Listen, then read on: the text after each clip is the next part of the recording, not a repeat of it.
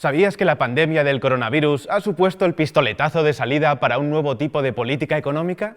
Desde que estallara la crisis sanitaria, la respuesta económica de los principales gobiernos de todo el mundo ha sido muy diferente a la de anteriores crisis económicas.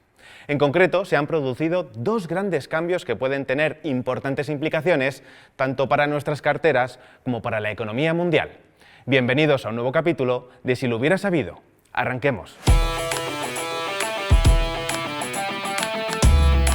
A finales del mes de mayo, la administración Biden presentó los grandes números de su primer presupuesto federal, el del año 2022. ¿Y sabéis qué? La Casa Blanca quiso volver a tirar la casa por la ventana. Tras aprobar el segundo plan de rescate contra el coronavirus, dotado con 1,9 billones de dólares, negociar y aprobar un plan bipartito de infraestructuras de 1,2 billones y presentar un plan de apoyo a las familias de más de 1,8 billones, el proyecto de presupuestos contemplaba también incrementar prácticamente todas las grandes partidas de gasto público. En concreto, la administración Biden aboga por que el gobierno federal se gaste en el próximo ejercicio fiscal unos 6 billones de dólares para impulsar la recuperación económica.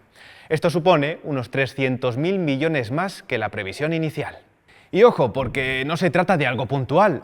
El proyecto de Joe Biden plantea elevar el gasto público del gobierno federal de los Estados Unidos hasta los 8 billones para el 2031. Para que os hagáis una idea, eso supondría ni más ni menos que el mayor gasto público del gobierno de los Estados Unidos en términos de PIB desde la Segunda Guerra Mundial. Lo que, según cálculos de la propia Casa Blanca, elevaría la deuda pública norteamericana en al menos 15 billones de dólares adicionales durante la próxima década. Esto equivale, por ejemplo, a más de 10 veces el tamaño de toda la economía española. Y si pensáis que los estadounidenses o yanquis se han vuelto locos, estáis muy equivocados, porque no solo es cosa de Estados Unidos, en absoluto.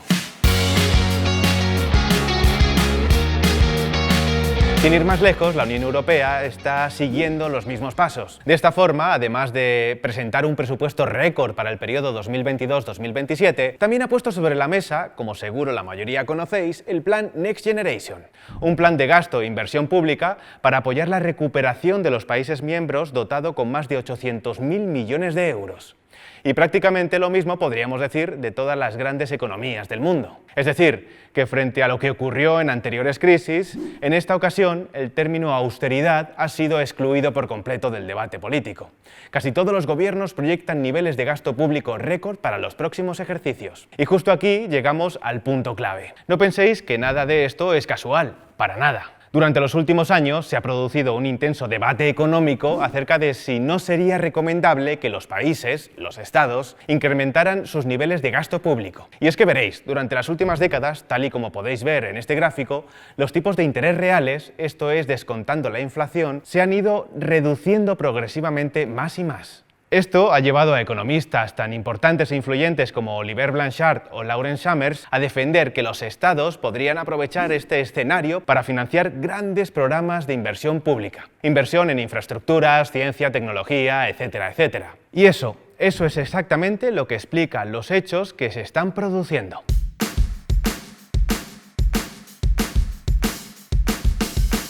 La pandemia del coronavirus supuso algo así como el disparo de salida para esta nueva estrategia política. Incluso el conocido financiero George Soros ha recomendado encarecidamente que los estados emitan bonos perpetuos. Como su nombre indica, el monto principal de un bono perpetuo nunca tiene que ser reembolsado.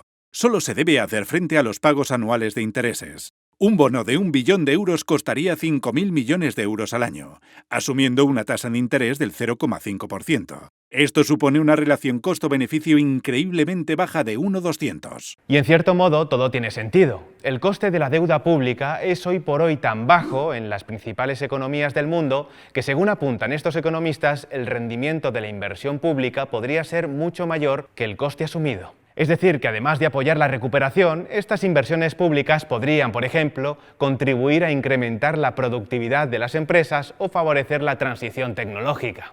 Ahora bien, estamos en Si lo hubiera sabido, así que la pregunta es, ¿cómo puede afectar esta nueva política a las bolsas? Pues en principio lo que se puede esperar, y en cierto modo lo que ya está pasando, es un fuerte incremento de la demanda y por tanto mayores niveles de ingresos y beneficios para las empresas. Algo que en principio tendría que ser bueno para la renta variable. Pero amigos, junto a este primer gran cambio de la política económica encontramos otro objetivo que los principales gobiernos han empezado a perseguir. Atentos.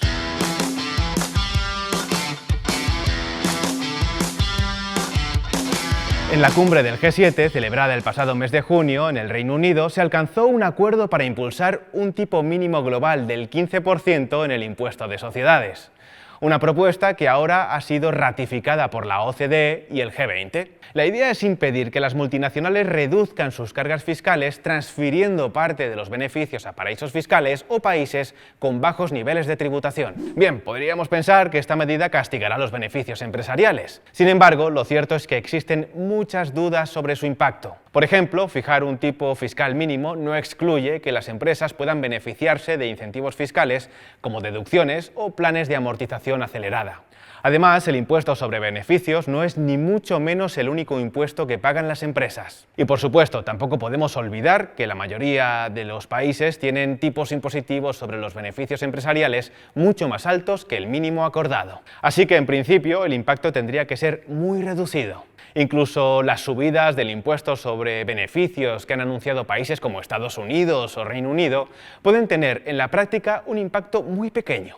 ¿Por qué? Pues porque este mayor impuesto puede quedar compensado por los mayores ingresos derivados de la recuperación económica y la política de gasto público de los propios estados. Conclusión, de momento todo apunta a que la política fiscal de los estados puede tener un impacto positivo para la recuperación, las empresas y por lo tanto también para las bolsas. Pero ¿y tú? ¿Qué piensas de esta nueva estrategia de política económica? ¿Tiene sentido que los estados se endeuden a niveles muy bajos para invertir, por ejemplo, en infraestructuras? Déjanos tu respuesta por aquí abajo en los comentarios y no olvides suscribirte a Si lo hubieras sabido para no perderte ninguna de nuestras próximas entregas. Nos vemos en un próximo vídeo.